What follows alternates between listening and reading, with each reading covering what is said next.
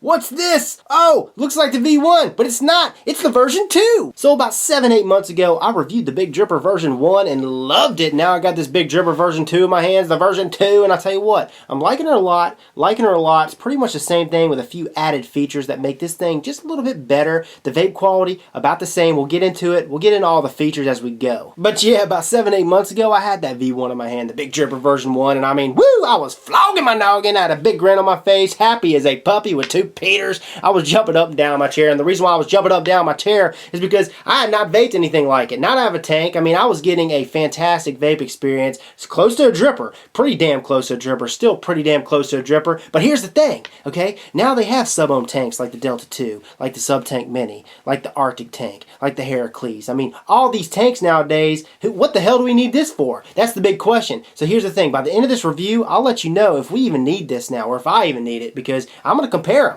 I'm going to compare these sub-ohm tanks to this sucker. So I popped this V2 on this IPV Mini 2. Okay, I've got a dual coil build using 26 gauge Kanthal reading at 0.5 ohms, and I'm vaping her at 40 watts. So now what I've done is I've taken her up to 50 watts on this IPV Mini 2. Let's see how she performs. Whew. So as you guys can see, vapor production, she's a rockin'. Flavor stellar, man. It really is. Superb, especially for a tank. I mean, just like I said 7-8 months ago with the V1, this is the same vaping experience. So yeah, how this thing works is you got a dripper and you got a tank that sits on the dripper, rebuildable dripping tank atomizer, okay? And on that dripper, okay, that tank, you got a shaft that runs down the middle with a spring. It's spring loaded. And you got this push activation switch at the top. Okay, you press on the drip tip and it feeds juice from the tank down into the dripper on top of your wick and your coil. So before I go over the pros, I want to go over the cons, okay? And there are 4 of them. 4 cons. Yeah, 4 cons, okay? First con, airflow. Airflow wide open, it's just too restrictive. It's got to have more airflow. There's a lot of guys out there that are just used to more airflow. They're used to their more lung inhales. You can still do a lung inhale with this. Lung inhale. That was a lung inhale, and I mean, but it was a restrictive lung inhale. Lung inhale on this.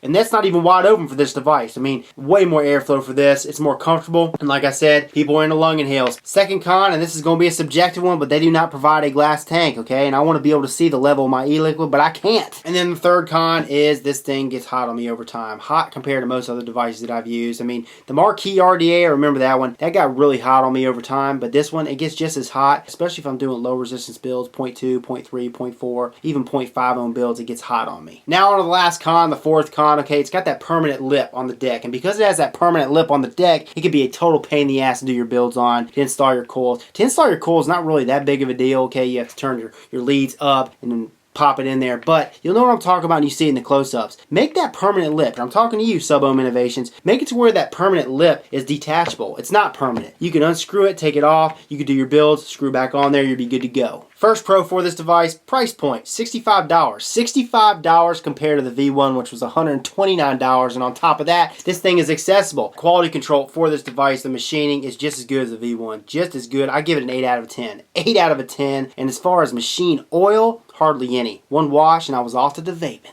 So with the V1, you can only do dual or quad coil mode. With this one, you have a single coil option. Yeehaw! You know what I'm going to do? I'm going to go ahead and build a single coil, take out the dual, put a single in my preferred, and I'm going to come back and vape on her. Alrighty, so I got a 0.9 ohm macro coil using 26 gauge Kanthal, and I got her set to 23.5 watts.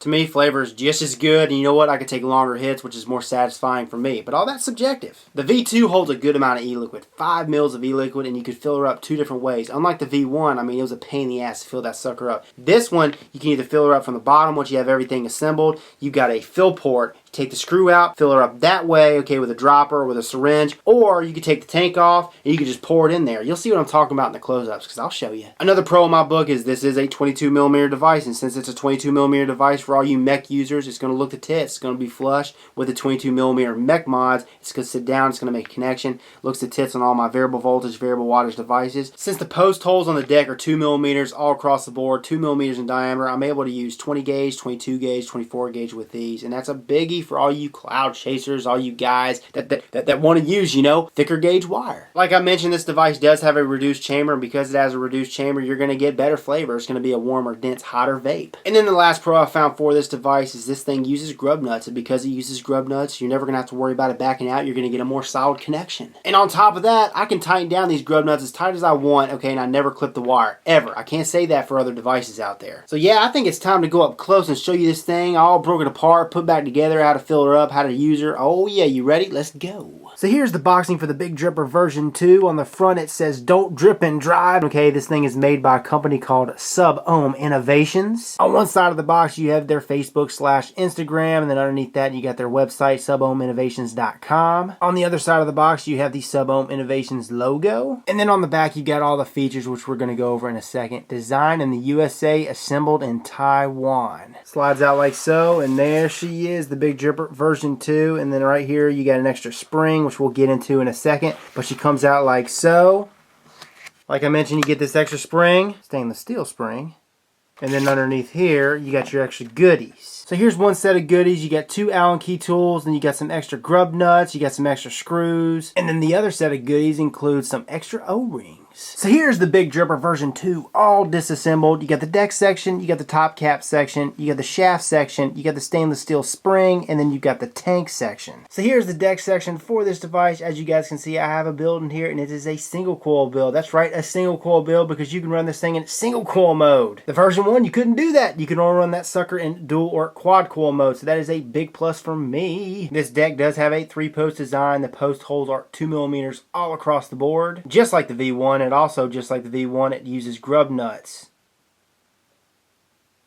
You get 2 Cyclops slots on one side, 2 on the other. Now notice this, with the V1, the Cyclops slots were further apart. With this V2, the slots are closer together. For this deck, the juice well is 3mm deep. You got your 2 O-rings down here, fat O-rings down here to fit on the top cap and seal in the juice. Also, the insulator down here is made of PEEK. One last look at this deck.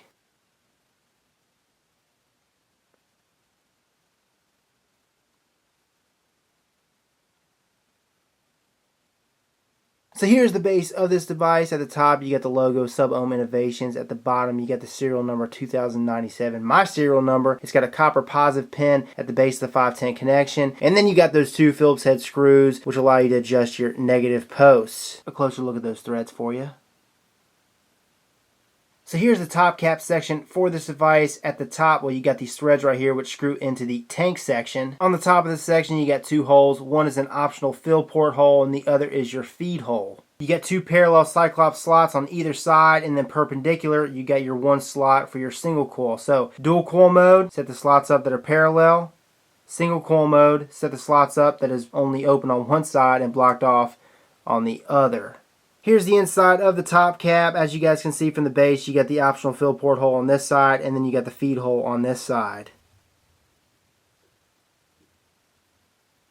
Okay, so here's the stainless steel spring and the shaft section. These 2 pieces go together, okay, fits over like that. We'll get into the spring section in a second, but that fits over like that, okay. Here's the shaft section by itself. You got the top portion of the shaft section. This is for where the drip tip fits in, by the way. Okay, and here's the base. And then here's the tank section. Okay, here's the top of the tank section, and this is where the shaft comes out of. I'll show you how it works in a second. But yeah, here is the tank section. Inside of the tank section, threads. Okay, so you got your shaft section, you got your tank section. You insert the shaft section this way first, okay? And that comes out just like that.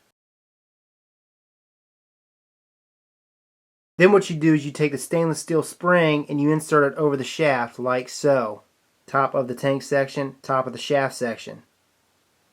Okay, so one way you could fill this sucker up is by pouring the liquid in between the shaft and the outside or the inside of the tank section all the way up to the top of the shaft section. You could fill it up that way. Or, let's say you don't want to just pour it in there, okay? You want to fill it up the other way. Pop the spring in there. Here's the top cap section. That goes together like so. Press it in. Now, it is a little squeaky, but it's not the threads. What that is the spring rubbing against the top of the top cap. And I'll prove it to you. Take the spring out. These 2 screw together just like so. Without the spring, Smooth as butter. It's the spring, guys. But once you have this section all assembled, what you're going to want to do, if you want to fill it up the other way, turn it like that, take this screw out, and fill it in through there. Once you filled her up all the way, pop that screw back in there, tighten her up. But I'm going to go ahead and fill it this way because it's just more convenient in my opinion. Pour your juice in there. Pop the screen back on the shaft. Just like I showed you before, assemble these two parts. Press her in. Okay, so here's the top of this device, obviously, and here's the top of the shaft. Now how it works, you have the spring in here, it's spring loaded, and it works the same way the V1 worked. Okay, watch this. I'm going to press this shaft in and watch how it works. Okay, that small hole right here, that's your feed hole. Pressing it in right now. Boom. Okay, you got juice coming out. She feeds straight to the deck, to the wick, and then to the coil. Booyah! Alrighty, so I got her tricked and wicked, baby. Dry cotton all the way. The coil is at an angle I find for this device. If you run a dual or single, make sure that you run it at an angle like so. Pop the top cap on there. I'm going to make sure this feed hole, that small feed hole, is sitting directly over the wick and coil. And make sure the slot is lined up with the slot so it's open. Like so. All we're going to do is press the activation switch, as I call it. 1, 2, 3, 4. Oh yeah, and by the way, I've got a 70 VG 30 PG base juice in here. And 4 presses of that drip tip, that spring-loaded drip tip activation switch, and I mean, she's soaked, man.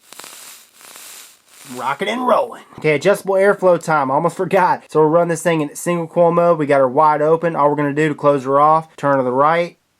Close her off, close her off, close her off, close her off. Just take her back wide open. What I do is I take the top cap off, line it up, boom, we're back wide open again. To run this thing in dual air hole mode, all we do is just turn to the other slots. Okay, you got one open on one side, one open on the other. Close her off the same way we did in single air hole mode. Turn to the right. Same on each side, and that's the adjustable airflow for you. Now, she is a 22mm device. She's 49mm in height, and she is made of stainless steel. Let's go ahead and take her back to FaceTime, wrap this sucker up, maybe even vape on her some more. Woohoo! Alrighty, so as you guys saw in the close-ups, I got her set up with that single macro coil reading at, what was it, 0.8, 0.9 ohms. Okay, right now, this device is reading at 0.9 ohms. 0.9 ohm with this macro coil using 26 gauge Canthal single coil, and I'm vaping her at 30 watts. Got her set to 30 watts on this IPV Mini 2. I've got this Delta 2 I'm going to compare it to. The build I have is about the same, 0.8 ohm build, and I'm vaping her at 30 watts on this K-Box. Oh yeah, and I'm using the exact same juice for both devices. First, the Big Dripper V2.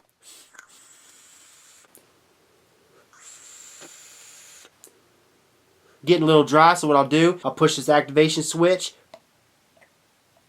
Alright, she should be soaked up.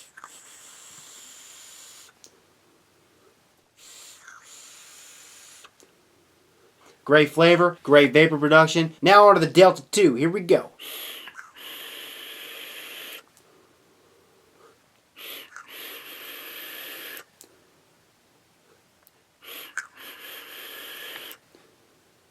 That's right. They're both chucking the vapor like champs. But I'll tell you what, you guys be the judge. You let me know which one's chucking the most vapor. As far as flavor production, that's my cup of tea. And I tell you, the one that's chucking the most flavor, which one do you think I'm going to pick? Which one? Ding, ding, ding, ding, ding. The Delta 2, man. Delta 2 has definitely got it beat. It's noticeable. The vapor is just, it's easy. The airflow is better. Flavor is better. It really is. This thing right here is going to make this thing right here, the Big Dripper version 2, obsolete in my opinion. But that being said, I received this Big Dripper version 2 from a shop by the name of Grand Vapor Station, grandvaporstation.com. I'll have a link in the description as well. If I'd have lost this thing today, would I go out tomorrow and buy one? Nope, nope, nope, nope, nope. Why? Why? I've got this right here. This is what, $15, $20 less? No, I want a better vape. I want to have something that's convenient, that I could go to every day, fill and go, fill and go. Got my RTA mode, pull the cotton out, put new cotton in, takes a minute, fill that sucker up, takes another minute, vape, vape, vape all damn day, and I'm good. This, it's more hassle. It doesn't produce the flavor that this does. So you know my answer. No, I would not go out and buy one. That being said, just because I wouldn't buy it does not mean that you don't have to buy it. I mean, let's just say you're a guy or a gal and you have a PG allergy and you're looking for a tank. Okay, you vape 90 VG or even higher, 95 VG. But yeah, you're looking for a tank like this. It drips right on the coil. You just press it once it gets dry, you'll be good to go. It may be just for you. Okay, all this stuff is subjective. This is Rip Trippers, and remember, smoking is dead, vaping is the future, and the future is now.